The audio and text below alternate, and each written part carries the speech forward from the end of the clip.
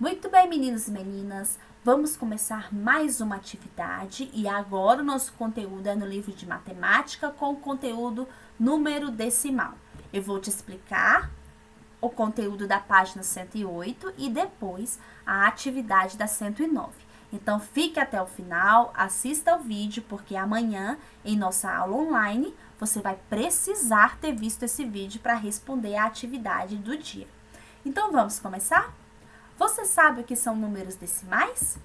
Os números decimais são caracterizados por ter uma parte inteira e uma parte decimal separada por uma vírgula. Os números decimais, eles estão presentes em nosso dia a dia. No dinheiro, nas medidas de comprimento, de capacidade, de massa, nós vamos usar os números decimais. Lembra que ele é caracterizado por ter uma parte inteira? A parte inteira são os números antes da vírgula e a parte decimal são aqueles números que estão depois da vírgula. Vamos aprender como é o nome de cada uma dessas ordens?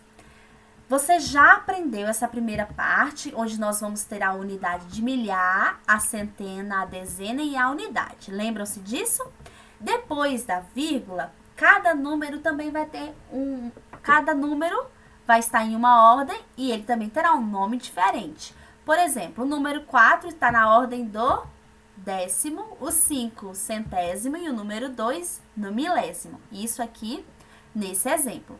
Então, depois da vírgula, nós teremos o décimo, centésimo e o milésimo, certo? Vamos aprender como fazemos a leitura desses números?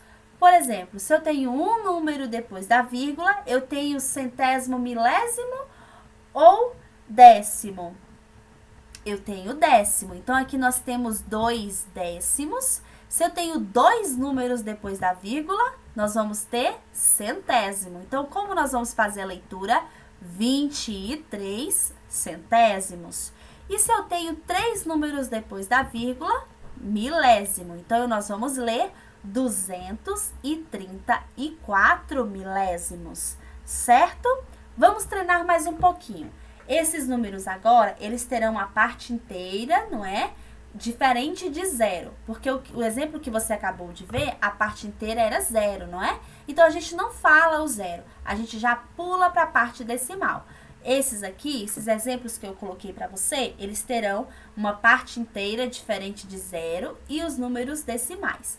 Como a gente faz a leitura? Muito simples. Começamos pelo número inteiro. Então, nós temos aqui 2 inteiros e 31. 2 números depois da vírgula é o quê?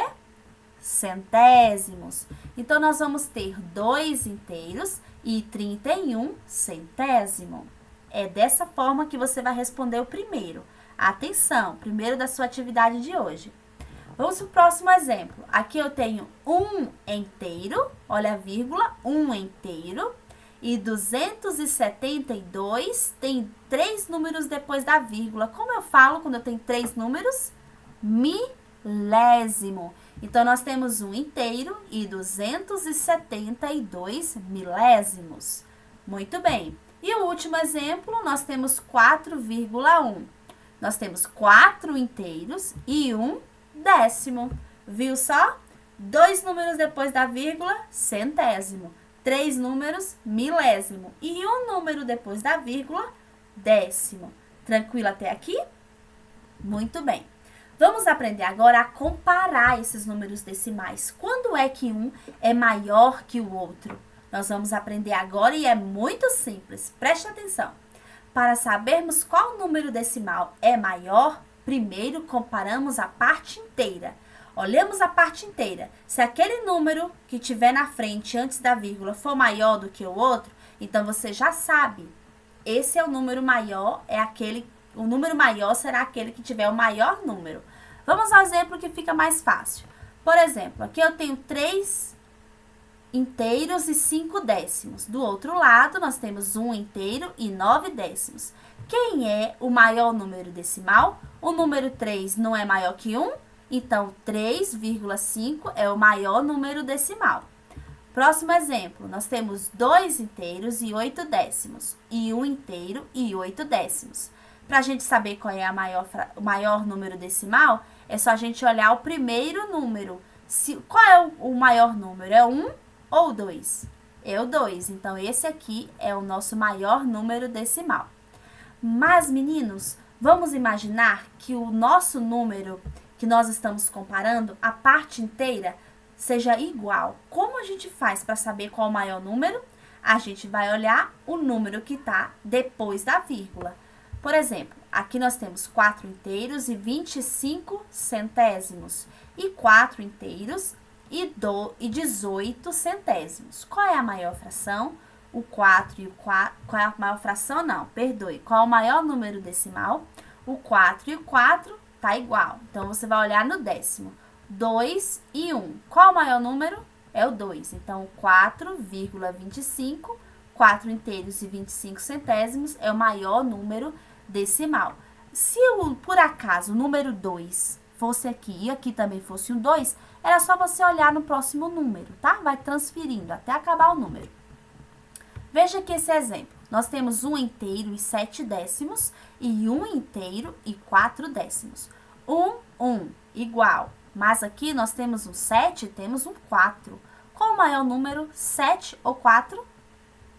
É o número 7, não é? Então, 1,7 é o número maior, certo? Muito bem.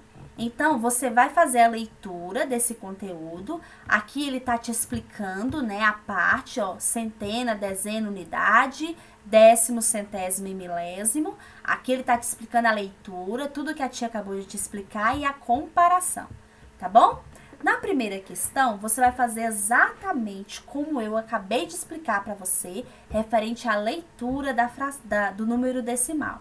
Então, você vai escrever aqui 1 inteiro e 34, o quê? Centésimo, milésimo ou décimo? Organize aí, pense direitinho. Essa primeira aqui, você vai fazer igualzinho o exemplo que eu expliquei aqui sobre a leitura. É bem simples. A número 2, ela é a mais complicada, porém é só a gente ter um pouquinho de atenção. Observe a figura e responda. Aqui, vamos pensar um pouquinho em fração, porque toda fração é um número decimal também. Você vai contar aqui. Vamos contar quantas partes esse inteiro foi dividido? 1, 2, 3, 4, 5, 6, 7, 8, 9 e 10. Esse inteiro foi dividido em 10 partes, 4 partes dela foi tomada, não foi? Então, vamos lá. A figura está dividida em quantas partes iguais? Acabamos de contar. Cada uma dessas partes pode ser representada pela fração. Cada pedacinho desse corresponde a quantos décimos aqui? 1 décimo, 2 décimos. A tia também já explicou essa parte aqui, isso aqui é fração. Cada parte representa 1 décimo, 1 décimo, 1 décimo, 1 décimo do todo. Letra C. A parte colorida da figura é representada pela fração. Como eu represento essa fração aqui, ó?